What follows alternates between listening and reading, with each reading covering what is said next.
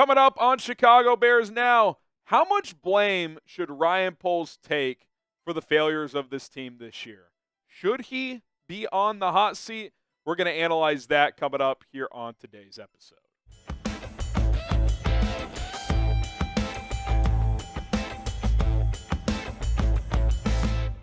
I'm Harrison Graham. Before we dive into Ryan Poles, here are some reasons why you should subscribe to Bears Now. For one, it's free and daily Bears YouTube videos. We cover the latest news, rumors, injury updates, my opinions and analysis on everything surrounding this team. Sometimes we do some deep dive analytical videos, dive into some numbers, and explore my take on those. We go live 3 times per week at least, every Monday, Thursday, and game day. If there's major breaking news, we go live in those situations as well.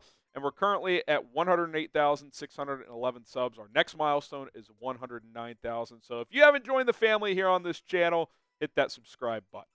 All right, Ryan Poles. Is he under fire? Should he be under fire? Is there a scenario where he's on the hot seat? Because all the attention has been on Matt Eberflus, rightfully so, because during the season, during these games, it's easier to judge the coach for the decisions he's making, especially if you're in close games, which the Bears have certainly been in some. But is it fair to question, is it fair to dive into the topic of Ryan Poles possibly being on the hot seat? I think there's 3 reasons why you could and should have legitimate complaints about Ryan Poles. And the biggest one is this, and this goes back to last offseason. I've said it, a lot of others said it. I think most people would agree at this point. His overly loyal and just overall loyalty to Matt Eberflus, it's just too much. It's way too much. And listen, I think loyalty is the best trait you can have in a friendship, right? Like with people in your inner circle in life. I do. But this is a business, and a business that's based on winning more than anything else. Like, obviously, from an ownership standpoint, they just want to make money. But they know if you win, you're going to make more money because you're going to be in more primetime games. You're going to sell more jerseys. You're going to fill out your stadium more, all this stuff. So winning is all that this is about. And Matt Eberflus is a loser. I'm not saying that as like I'm calling him a name. I'm saying all he does is lose. And so Ryan Poles being this loyal to him, like, it's one thing to bring Matt Eberflus back for a 3rd season. Like, they won 5 out of 8, 7 out of the final 13. They could have folded after an 0-4 start last year. Like, a small part of me understands why he did it, even though I was firmly against it. But it's another thing to see what's played out this year, especially since the bye week, and still stand by him amidst multiple disasters. Washington, and now against Green Bay, and a couple of other games, quite frankly, Colts being one of them, Patriots losing by 16 at home, just not being ready to play. That just should not have happened. And I do want to be fair. There is one potential caveat. I don't think any of us know for sure. But some believe that the McCaskey family, under no circumstances, will fire a head coach midseason. So maybe Ryan Poles has tried to fire Flus, and he's just not allowed to. Maybe he's not allowed. I still, even though it's never happened, find that a little hard to believe. Like, if he goes to Kevin Warren and then the ownership and is like, guys, this is a train wreck. He has to get out of here. We're going to ruin Caleb Williams or something like that. I would have to think they'd at least be open-minded to it, but maybe he's not. So I do want to throw that caveat out there. I will say this. Even if that's true, that does not excuse bringing him back this year. Again, I slightly understand why he did it, but I was firmly against it. And regardless of what my opinion on it is, whether he should have been back or not, Ryan Poles has to wear the results. It's not my job to make the right decision. That's Ryan Poles' job. I could have stood up here for months and said, you have to bring back Matt Eberflus. You have to bring back Matt Eberflus. It's the right decision. That doesn't mean when it plays out, it was the right decision. Now, I was on the other end. I wanted them to get rid of Matt Eberflus and explore other guys. We'll talk about one of those guys here in just a moment. But it was a bad call at the time. And it's even worse now watching him still be on the side. Like, it actually pisses me off watching him roam the sidelines. Because you know you have no chance to win big with this coach. You're just kind of wasting time with him being your head coach. So, yeah, it's possible he gets sunk with Matt Eberflus. And if he does, and if he gets fired, could you imagine trying to sleep at night knowing that you lost your job because you stayed on the Matt Eberflus ship? I mean, that is that is pretty hard to take if that's what ends up happening here to Ryan Poles. Because regardless of what we think of Poles at this point, I do think he is significantly better at his job than Matt Eberflus is at his job. Should Ryan Poles be on the hot seat? Pin comment on today's video. Type Y for yes and for no. If you get hit with that YouTube ad break, answer down below. All right, number 2. And it kind of ties into number 1. Not exploring Jim Harbaugh. I don't know, man. I watch the Chargers play, and I don't see a team that's crazy talented. Clearly, they have good players, and clearly Justin Herbert's special. Like, I'm not diminishing their roster, but they just let Keenan Allen and Mike Williams go. Now, clearly both those guys are beyond their prime. We've watched Keenan here. He's been okay, but not great. But they've got holes on that roster. Like, most people viewed them as a 7-8 win team that might make the playoffs and get to 9 or 10 wins because of Harbaugh. Well, they're already at 7 wins. Like, I watched the Chargers play, and I'm like, that's the Harbaugh effect. Like, how many times have we watched the Chargers do what they did on Monday night where they're up 27-6? Cincinnati storms back, ties it at 27, and you're like, well, they're charging again. They're going to lose. Like, they lose that game 9 times out of 10 since I've been alive. Oh, not with Jim Harbaugh. They steady the ship. They find a way. They close that game out. It just makes me sick because if Jim Harbaugh was the coach of the Bears, at minimum, you're a 6-win team right now. You're probably a 7 or 8-win team. You for sure don't have the 2 colossal failures in Washington and against Green Bay. And I think it's safe to say between Indianapolis and the Patriots, you win at least one of those, if not 2. All of a sudden, you look up, you're 7-3, just like the Chargers are. And listen, you don't have to believe me. Maybe the source was wrong. We got a source here at Chat Sports in Jim Harbaugh's camp say that he was interested in the Bears job if it opened up. It did not open up.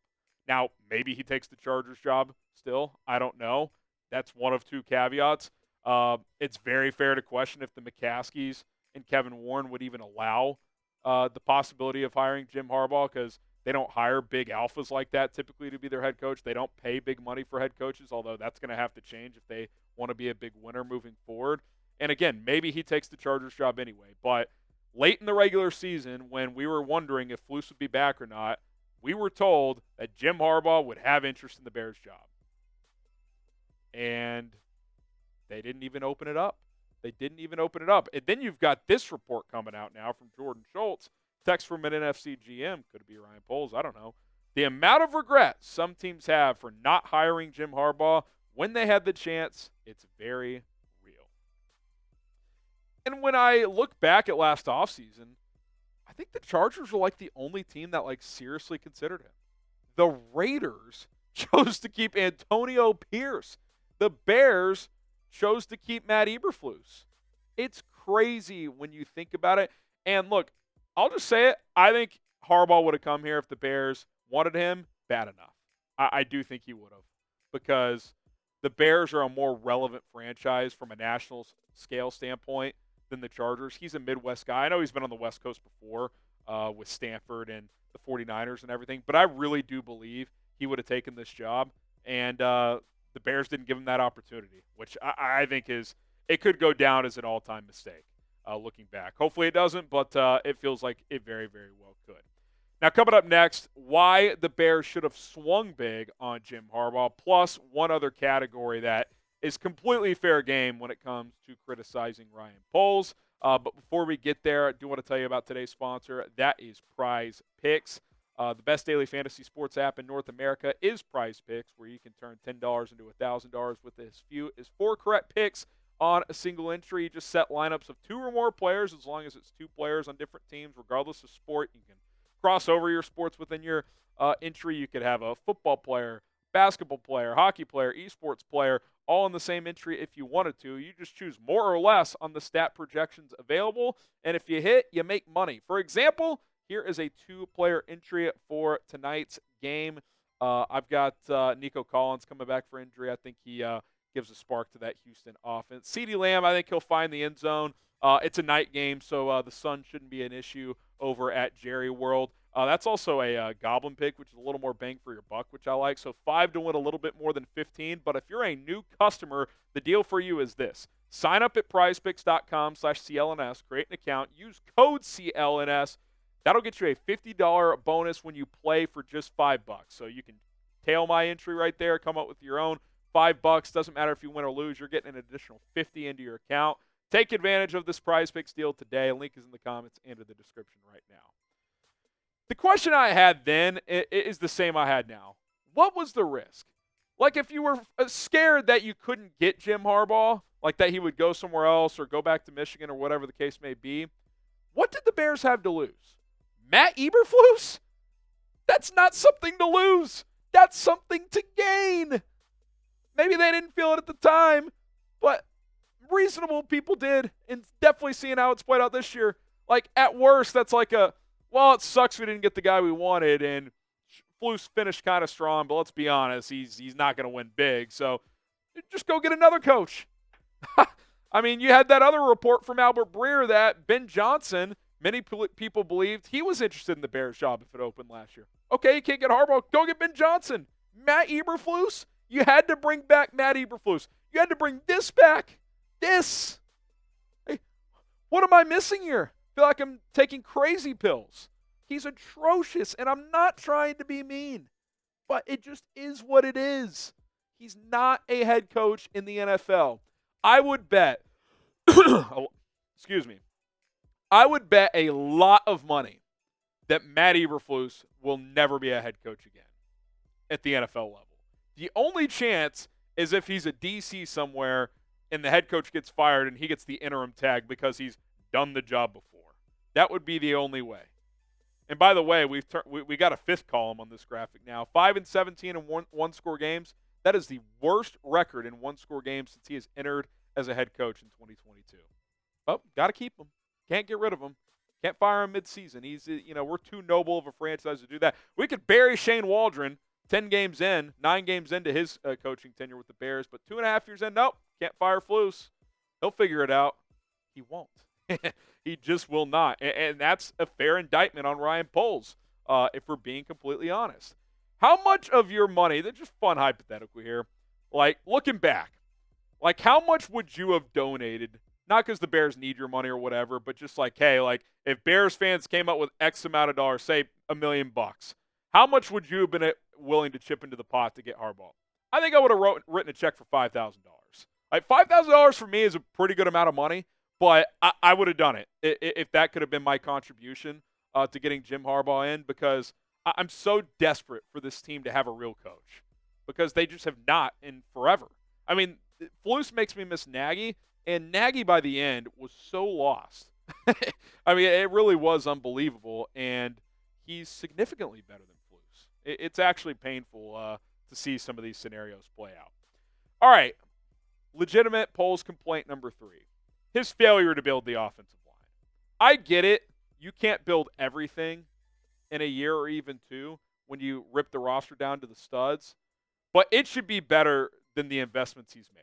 He drafted Darnell Wright, top 10, solid player. Good right tackle. Not great, but good. Like, I think he's a building block.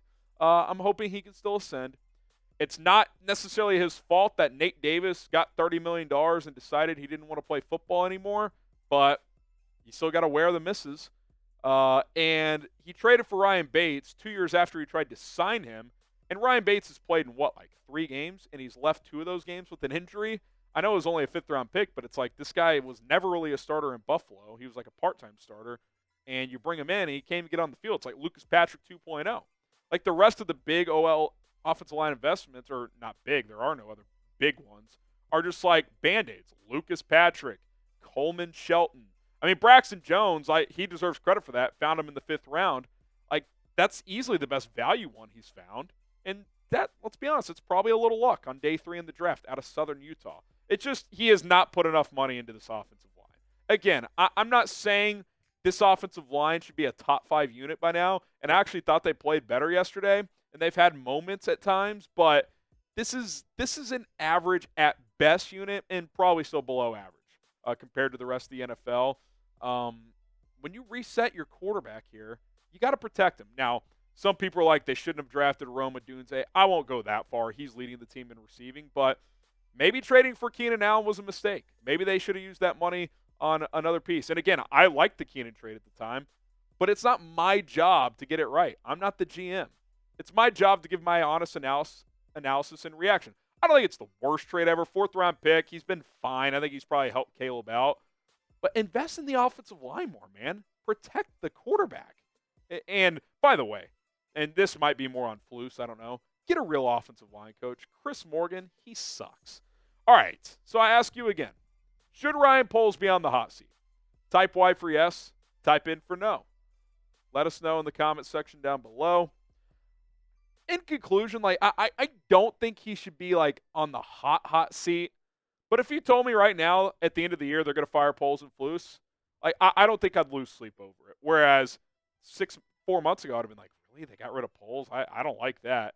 I wouldn't love it, but I wouldn't hate it either. I would understand it. That's where I'm at. So hit that subscribe button. More videos to come here on Bears Now.